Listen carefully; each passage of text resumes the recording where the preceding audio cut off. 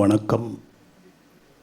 இவர்களே அவர்களே இப்படிப்பட்டவர்களே அப்படின்னு எதுவுமே இல்லாமல் இங்கே வந்து பேசின அத்தனை பேரும் ஹாஃப்வேல ஆரம்பிச்சிங்க.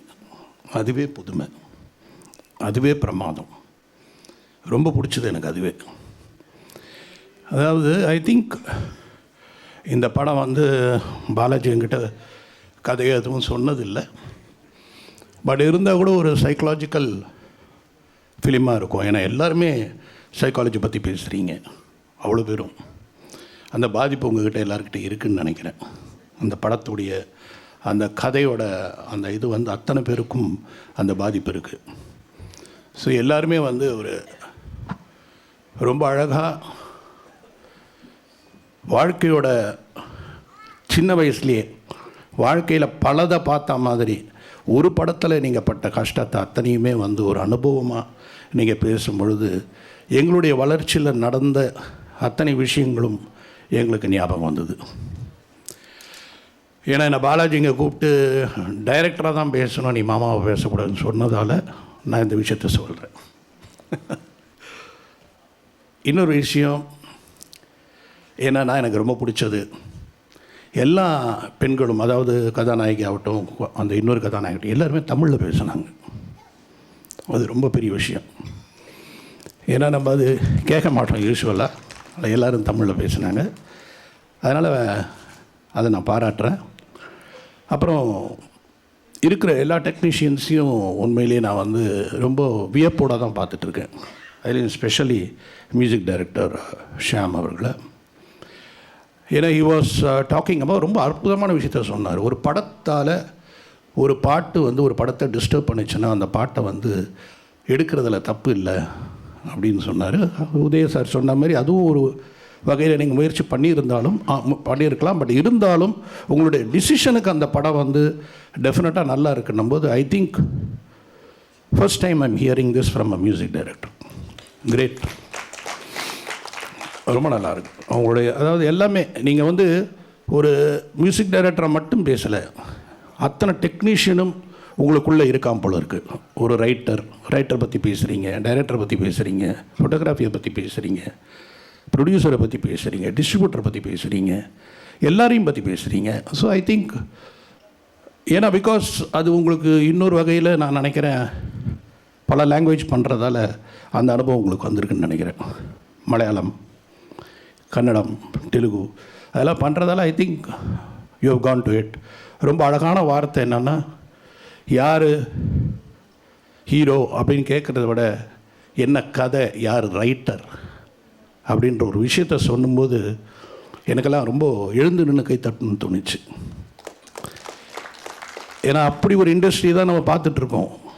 உதய சொன்ன மாதிரி நாங்கள்லாம் வந்து எங்களுடைய கதையில் நாங்கள் ஹீரோவை தேடி போவோம். உண்மை அது. நான் கடைசி வரைக்கும் சின்ன தம்பி ஷூட்டிங்க்கு பிரபு வந்து நடிக்கிற வரைக்கும் பிரபு கதை தெரியாது, என்ன லைன்னு கூட தெரியாது. அதே மாதிரி சத்யராஜ் சார்கிட்ட வந்து ஒரு போலீஸ் ஆஃபீஸர் அப்படின்னு அவர் சில விஷயங்கள் கேட்பார். அந்த கேட்ட உடனே அது இப்படி இருந்தால் நல்லா இருக்குமா அப்படின்னாரு. அவர் மட்டும் கொஞ்சம் கதைக்குள்ளே டிஸ்கஸ் பண்ணுறக்கூடிய அளவுக்கு வருவார். ரஜினி சார் அதே மாதிரி தான். ஒன்ஸ் ரஜினி சார் கதை கேட்டுட்டாருன்னா அவர் ஒரு குழந்தை தான், டைரக்டர் தான். டைரக்டர் என்ன சொல்கிறாரோ அதை செய்வார். அப்படி ஒரு அற்புதமான நடிகர்களோட நாங்கள்லாம் வந்து பயணித்தது எங்களுக்கெல்லாம் ஒரு பெரிய பாக்கியம் நான் நினைக்கிறேன். அந்த மாதிரி ஆர்டிஸ்டோடலாம் நாங்கள் ட்ராவல் பண்ணது. ஏன்னா விஜயகாந்த் வந்து கிட்டத்தட்ட ஒரு பாதி டைரக்டர் அவர் ஒரு பெரிய டெக்னீஷியன் அவர். ஆனால் ஒரு நாள் கூட என்கிட்ட அவர் எதுவுமே கேட்டதில்லை. என்ன சொல்லுங்கள் செய்கிறேன் அப்படின்னு போவார். ஏன்னா அவ்வளோ கான்ஃபிடென்ட் இருந்தது. அந்த மாதிரி ஒரு டைரக்டர்ஸ் ஆக்டிஸ்டோடு நாங்கள்லாம் வந்தது நினைக்கும் பொழுது I think we are gifted for it. But now I am very happy. ஏன்னா நான் முதல் படம் பன்னீர் புஷ்பங்களை அப்படியே பாலாஜி பேசும்போது நினச்சிட்டு இருந்தேன். அன்றைக்கி இப்படி தான் எங்களுக்கு பணம் எங்கேருந்து வருதுன்னு தெரியாது, யார் கொடுக்குறான்னு தெரியாது, எப்படி அந்த படம் எடுத்தோன்னே தெரியாது. ஏன்னா அந்த படம் நான் டைரக்ட் பண்ணும்போது எனக்கு 24 வயசு. எங்கள் அப்பா என்னை படத்துக்கு டைரெக்ஷனுக்கு வரவே கூடாதுன்னாரு. வேண்டவே வேண்டாம், டைரெக்ஷனுக்கு நான் வரல, ஆக்டராக வரணும்னு ஆசைப்பட்டேன். அதனால் வேண்டவே வேண்டாம். ஏன்னா நான் எம்ஜிஆர் என்டிஆர் மாதிரி ஒரு மிகப்பெரிய நடிகர்களோட ரொம்ப மரியாதையாக என் காலத்தை தள்ளிட்டேன். இங்கே அது எனக்கு தெரியல எப்படி உனக்குன்னு. ஏன்னா சம்பளம் வர தெரியாது, நிரந்தர சம்பளம் கிடையாது. இது எப்போ ஆரம்பிக்குன்னு தெரியாது, எப்போ முடியும்னு தெரியாது. இன்றைக்கி ஆரம்பித்து நாளைக்கே முடியும். அது மாதிரி ஒரு இண்டஸ்ட்ரி வேண்டவே வேண்டான்னார். இருந்தாலும் நான் ஒரு தைரியமாக இல்லை, நான் இங்கே தான் வருவேன் அப்படின்ற ஒரு நம்பிக்கையில் வந்தேன். பன்னீர் புஷ்பங்கள், அது ஸ்ரீதர் சாரோட 2-3 படம் ஒர்க் பண்ணேன். அப்புறம் பன்னீர் புஷ்பங்கள் படம், கங்கை அமரன் தான் அந்த படத்துக்கு வந்து எல்லா விதமான முயற்சியும் செஞ்சு என்னென்னமோ பண்ணி எப்படி அந்த படம் எடுத்தோம், எப்படி முடித்தோன்னு தெரியாது. ஒரு 21 டேஸில் அந்த படத்தை நாங்கள் முடிச்சிட்டோம். அப்போல்லாம் நாங்கள் வந்து இந்த மாதிரிலாம் எங்களுக்கெல்லாம் உண்மையிலே தெரியாது. யாருமே நம்ம வந்து எப்படி இது முடிஞ்சதெல்லாம் தெரியாது. ஏன்னா எது போகுது ஒரு படத்தில் என் பேர் வந்தால் போதும், பன்னீர் புஷ்பங்கள், பாரதி வாசு அப்படின்னு நாங்கள் 2 பேரும். என்னை பொறுத்த வரைக்கும் ஒரு படத்தில் என் பேர் வந்துடுச்சுப்பா, போதும்பா, எல்லாருக்கிட்டையும் சொல்லிக்கலாம், இந்த படம் நான் டைரக்ட் பண்ணிட்டேன். அதுக்கப்புறம் தான் ஒவ்வொன்றா அதுக்கப்புறம் தான் இப்படி போய் அப்படி தான் எங்களுடைய பயணம் நடந்துச்சு. அதே மாதிரி பாலாஜிக்கு அந்த விஷயம் இருக்குது. அதுக்காக தான் என்னை பற்றி அந்த விஷயத்த சொன்னேன்.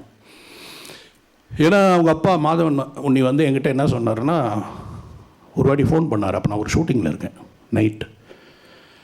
ஏன்னா பாலாஜியை காலேஜில் நான் தான் சேர்த்தேன், கொண்டு போய் ஜேபிஆர் காலேஜில்.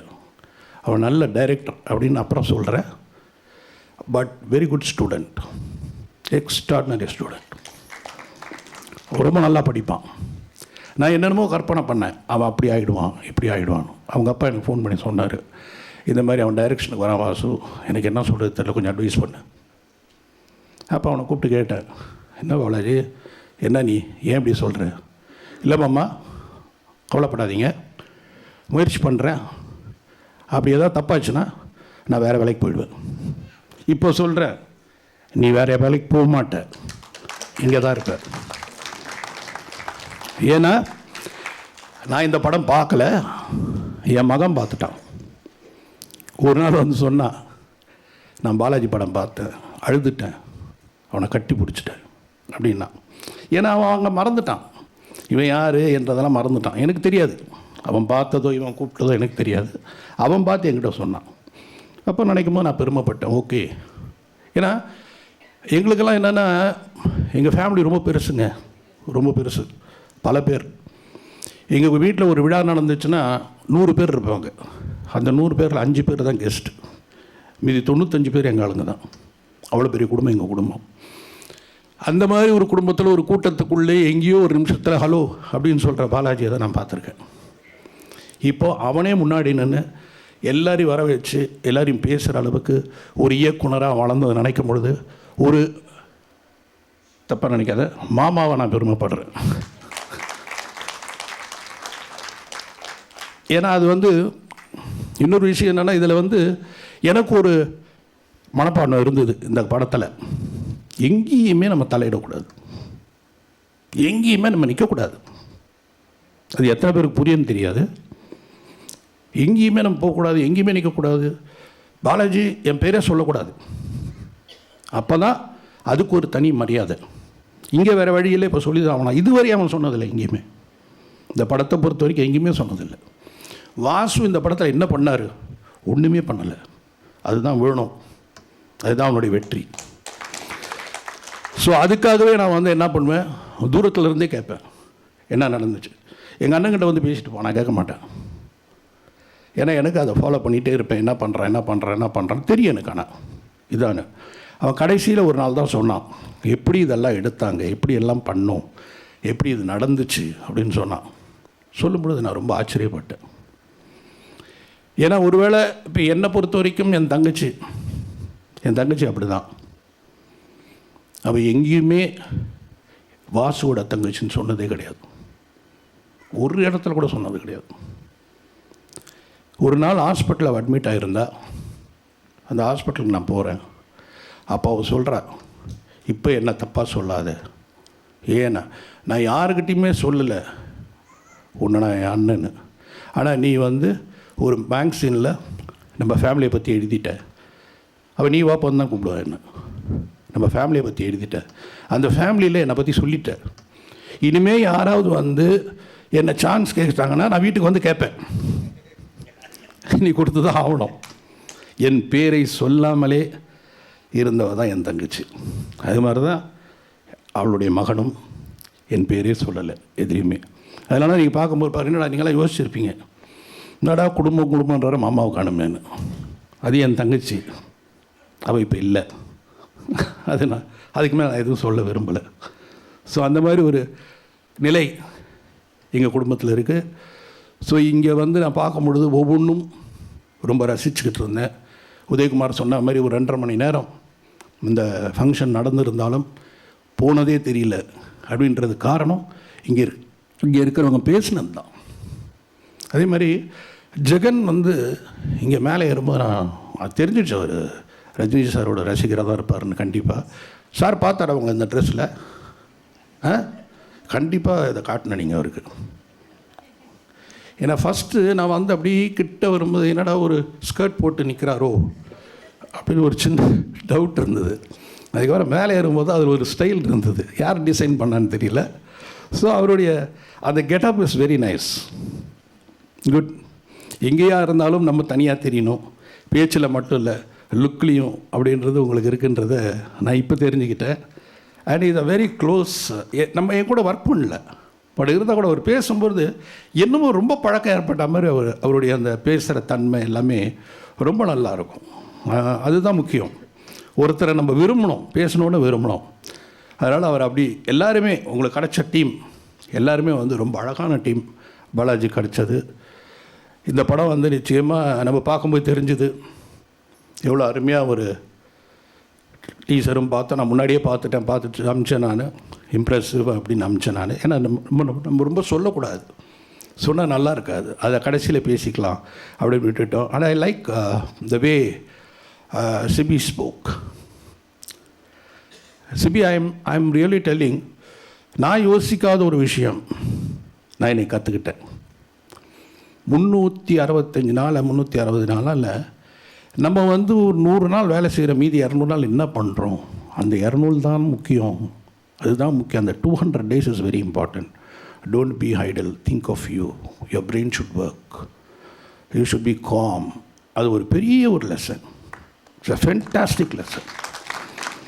ரொம்ப ஒரு பெரிய சைக்காட்ரிஸ்ட் டாக்டர் கூட எனக்கு இது சொல்லியிருப்பாங்களான்னு எனக்கு தெரியல. ஏன்னா உன்னுடைய வேலை இல்லாத நேரத்தில் நீ என்ன செய்கிறாய் என்பது தான் ரொம்ப முக்கியம். அதான் ஒருத்தனை பைத்தியக்காரனாக்கும், அதான் ஒருத்தனை கெட்டப்பழத்து கொண்டு போவோம். அந்த நேரத்தில் நீ ஞானினா நீ எவ்வளோ பெரிய ஆளாக இருப்ப. Great. Really I am happy that இவ்வளோ எக்ஸ்பீரியன்ஸான நாங்கள்லாம் we are learning from youngsters. அப்படின்னும்போது I am proud of all the youngsters, very proud. எல்லாருமே ஒவ்வொரு விஷயத்த சொல்கிறீங்க, இது இப்படி அது அப்படி அது அப்படின்னு. அதுவும் பாலாஜி பேசும்பொழுது எல்லாத்தையுமே ரொம்ப அழகாக அவங்ககிட்ட இருக்கிற சைக்கலாஜிக்கலாக நான் பார்த்த விஷயங்கள் ஏற்கனவே சொல்லிட்டாங்க. சிரிச்சுக்கிட்டே தான் கஷ்டத்தை சொல்லிகிட்டே போயிட்டு இருந்தான். அவனுக்கு பல கஷ்டங்கள் இருக்குது, இந்த கஷ்டம் மட்டும் கிடையாது, இன்னும் நிறைய கஷ்டங்கள்லாம் இருக்குது. அதனால் சொல்ல முடியாது, எங்களுக்கெல்லாம் தெரியும். அப்படி ஒரு கேரக்டர் அவன். அதனால தான் நான் முதலே சொல்லிட்டேன் உங்களுக்கு, இனிமேல் அவன் வேறு எங்கேயும் போக வேண்டாம், இந்த சினிமாவில் தான் இருப்பான் நிச்சயமாக. ஏன்னா ஒரு நல்ல பாதையில் வந்தான். அவன் பண்ண புத்திசாலித்தனை என்கிட்ட சேரலை. ஏன்னா என்கிட்ட சேர்ந்துருந்தால் வாசுவோட மாமான்றதால தான் அவனுக்கு படம் கொடுத்தாங்க. அவங்க மாமா டைரக்டரு, அதனால் படம் கொடுத்தாங்கன்னு சொல்லியிருக்கலாம். இருந்தாலும் he was very intelligent. No, he was very sure that I should not go to him. But he came and told me, I am going and joining Michigan. Good, கரெக்டாக போகிற பண்ணு, எல்லாத்தையும் சொல்லுவார். ஆரம்பமாக எல்லாத்தையுமே சொல்லுவார். அதே மாதிரி அந்த மாதவனோட ஒர்க் பண்ணது எனக்கு தெரியாது, ஆனால் I was very happy for it. I saw after seeing that ஃபிலிமில் இவருடைய இதை பார்த்தேன் நான். ஏதோ சம் மீடியாவில் ஃபேஸ்புக்கில் something he has written about Madhavan. அப்போ தான் நான் நினச்சேன், I am proud to be there அப்படின்னு சம்திங் ஐ சா.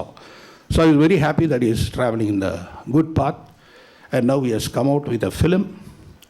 இந்த படம் வந்து எல்லோரும் சொன்ன மாதிரி மீடியா வந்து ஒரு டைரக்டரை கொண்டு போய் எப்படி நிறுத்த போகுது. ஹீரோவுக்கு பின்னாடி மீடியா இருந்தால் அது ஹீரோ சினிமாவாகிடும்.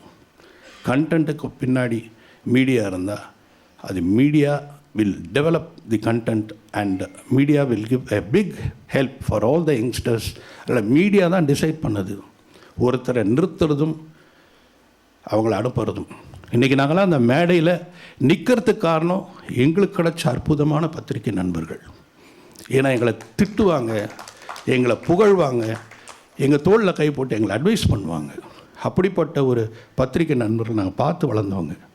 ஸோ அதனால் அவங்கெல்லாம் தான் காரணம் இன்றைக்கி நாங்கள் இங்கே இருக்கோம். ஆனால் இன்றைக்கி வந்து ரொம்ப பெரிய விஷயம், எல்லாமே ரொம்ப பெருசாகிடுச்சு. எல்லாருமே தனி ஒரு யூடியூப் சேனல் ஆரம்பிக்கிறாங்க. ஒவ்வொருத்தருடைய அபிப்பிராயங்கள் வித்தியாசமாக இருக்குது. அதனால் அத்தனை பேரும் இதை போல் இருக்கிற யங்ஸ்டர்ஸை தயவுசெய்து வளர்த்து விடுங்க. நல்ல கண்டென்ட்டை நல்லா எழுதுங்க, பெரிய அளவுக்கு எல்லாரையும் உயர்த்துங்க. சினிமா டெக்னீஷியன்ஸ் கைக்கு வரட்டும். சினிமா டெக்னீஷியன்ஸ் கைக்கு வர்றது உங்கள் கையில் தான் இருக்குது. தயவுசெய்து டெக்னீஷியன்ஸ் கைக்கு வர வைங்க. வந்துட்டால் எல்லாருமே பெரிய படங்கள், நல்ல படங்கள், பிரமாதமான படங்கள் கொடுப்பாங்க. அது எனக்கு நம்பிக்கை இருக்குது. இடி மின்னல், அதில் ஏற்பட்ட காதல் மிகப்பெரிய வசூல் மழையாக பெய்ய வேண்டும் என்று நான் வாழ்த்தி விடைபெறுகிறேன். நன்றி, வணக்கம்.